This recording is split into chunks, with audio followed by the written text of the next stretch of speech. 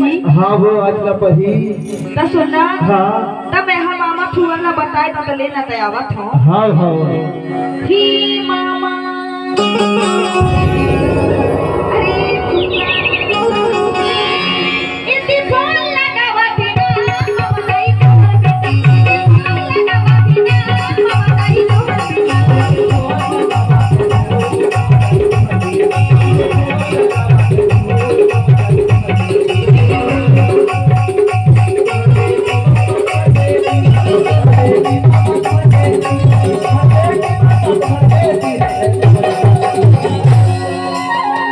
हाँ वो लेना तयावत हो। है आगे ना। हाँ हाँ चलते हैं रखब। लेना तयावत हो। Bye bye bye bye tata tata. चल ठीक है।